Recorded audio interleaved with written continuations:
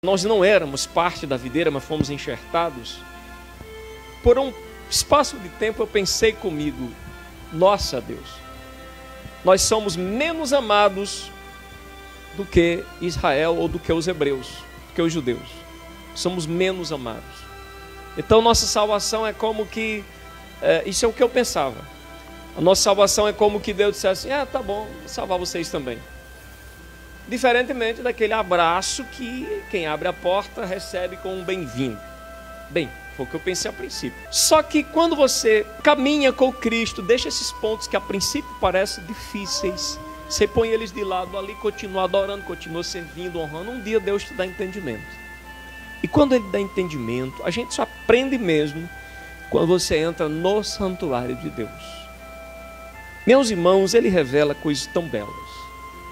Porque na verdade, não é que Deus ama mais Israel do que os gentios. Não é bem assim. Quando nós chegamos aqui em Gálatas e lemos esses textos, nós chegamos à conclusão de que Deus ama tanto um como o outro. E que o objetivo de Deus era salvar judeus e gentios, indistintamente. Mas pastor, Deus não tem a nação de Israel como uma nação específica. Deus separa, Deus levanta a nação de Israel com o propósito de quê? Salvar somente esse povo? Não. Ele queria, por que Ele queria que Israel fosse um reino sacerdotal? Por que Ele queria Israel de pé e está mantendo Israel de pé até hoje?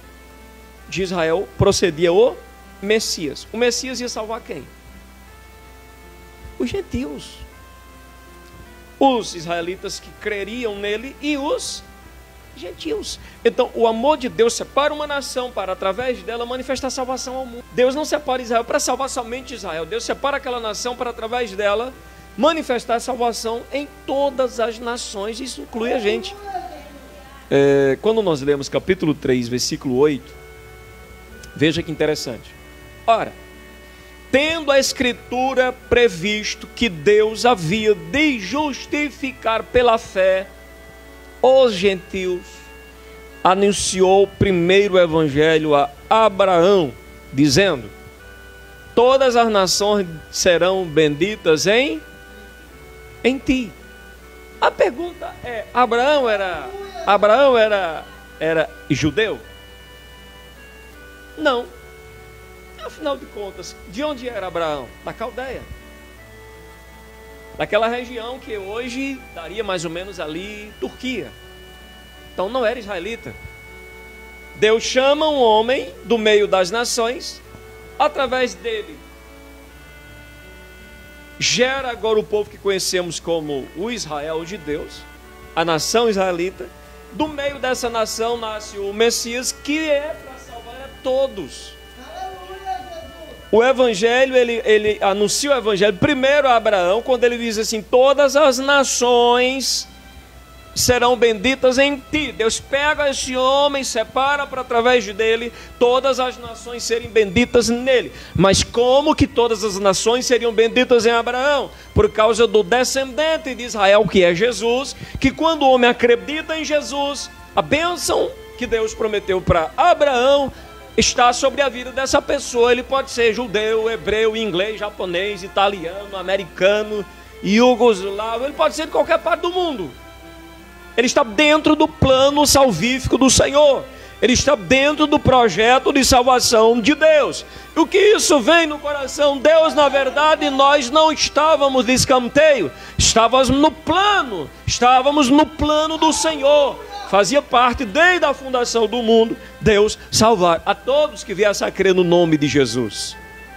Quando nós lemos o versículo de número 28 do capítulo 3, nós encontramos esta palavra: nisto não há judeu nem grego, não há servo nem livre, não há macho nem fêmea, porque todos vós sois um em Cristo Jesus. Em Cristo Jesus acabou a divisão, acabou as barreiras, acabou a separação. Ninguém nem lembra de jambuzeiro, de árvore primeira, lá de tronco, nada. A gente só lembra de uma coisa: Cristo é tudo em todos. Ele é a cabeça, Ele é a raiz, Ele é o tronco, Ele é tudo. E Ele, pela graça, salva tanto os judeus como gregos. Pela graça Ele salva tanto os servos como os livres, salva os machos, salva as fêmeas, salva o rico e salva o pobre, salva o bonito e também o feio, salva o tato e salva o eloquente, Ele salva todos. Agora, fora de Cristo não há salvação para ninguém. Então a nossa bênção não é ser israelita, a nossa bênção é ter fé em Jesus, é crer em Jesus, porque o versículo 9 está dizendo assim: de sorte que os que são da fé são benditos com o crente Abraão. Olha a que nível nós chegamos, ao nível de Abraão. Abraão era chamado de amigo de Deus. O que é que Jesus ensina no Evangelho de João? Para aqueles que acreditam nele e o servem: já não vos chamarei de servos, mas os chamarei de amigos. Aquele que conversava com Abraão quando aqueles dois anjos descem para Sodoma e Gomorra, e fica o Senhor conversando com Abraão. Entende? Ele fica conversando com Abraão. Esse mesmo está conversando com os discípulos e dizendo: eu não vou chamar mais vocês de servos, eu vou chamar de amigos. Então, queridos, nós fomos por Deus, não fomos nós que alcançamos, foi Deus que nos levou ao mesmo nível de Abraão hoje por causa da fé. Abraão foi justificado, como diz a palavra. Como diz a palavra no versículo de número 7. Sabei, pois, que os que são da fé são filhos de Abraão, por causa de quê?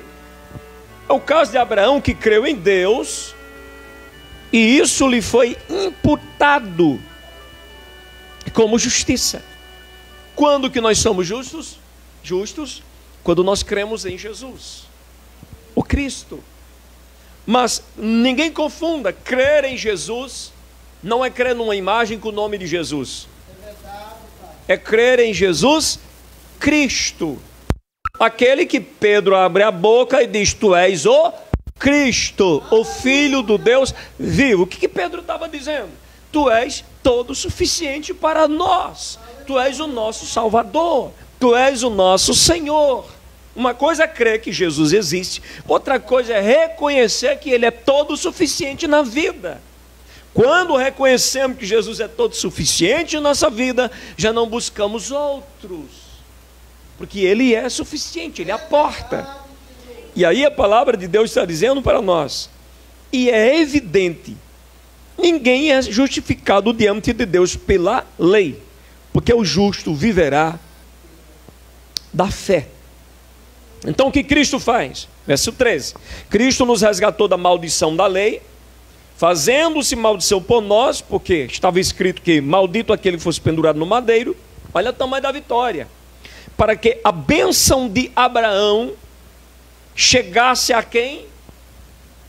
Aos gentios. Olha como o plano de Deus não era apenas para a nação israelita, mas que a nação israelita foi separada com o objetivo de, a partir dali, alcançar o mundo inteiro. A palavra mostra que Cristo se fez maldição na cruz, para que a bênção de Abraão, aquela bênção não podia ficar restrita apenas a Abraão, nem apenas ao remanescente de Israel, mas Deus queria que essa bênção alcançasse os 4 cantos do mundo. E isso é possível agora, isso é possível hoje. Você já viu um crente cheio do Espírito Santo? É o cumprimento dessa palavra. Você não tem o Espírito Santo? É o cumprimento da palavra de Deus aqui na tua vida agora, aqui em Poço de Moura. A palavra está dizendo, olha, para que a bênção de Abraão chegasse aos gentios por Jesus Cristo, e para que pela fé nós recebamos a promessa do Espírito. Deus prometeu através de Ezequiel conceder um Espírito novo. A princípio isso parece que apenas para o povo hebreu, para o povo judeu, mas o plano de Deus é que o Espírito seja derramado sobre toda a carne, como disse Joel. Não é sobre toda a carne apenas dos israelitas, mas sobre todos aqueles que Deus sabia que ia acreditar em Jesus. Quando você acredita em Jesus, além de ser amigo de Deus, ainda é cheio do Espírito Santo. Então, diante disso, dá vontade de fazer o quê? Ser crente. Esperar Jesus voltar. Amém, queridos? Porque Ele não fez acepção de pessoas com a gente, não. Não, Ele levanta a nação israelita e através dali o alvo era alcançar você aqui nessa cidade, longínqua. Eu não sei descrever quanto de distância a gente tem de Israel para cá, mas a palavra de Deus chegou até a nós. Aproveita a bênção, porque aí tem bênção na Bíblia que você tem em mãos, aí tem bênção, viu? Pense numa vitória grande. E enquanto existe no mundo hoje pessoas que nunca tiveram acesso a esta palavra, porque ainda existe, pessoas que nunca tiveram acesso, não sejamos negligentes para deixar a nossa empoeirar, ficar cheia de poeira, desprezada, porque uma alma sedenta pela palavra é coisa linda, coisa bela. Aqui existe a capacidade. Quando nós lemos, por exemplo, Hebreus capítulo 12, nós encontramos a palavra falando sobre Jesus, que é o autor e consumador da fé. E às vezes a gente reclama: Jesus, eu quero mais fé. Eu quero fé. Jesus, eu quero fé, eu quero acreditar.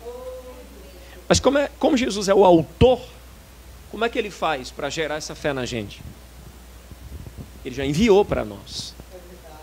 Nós temos, já que nós cremos, temos que alimentarmos-nos da palavra.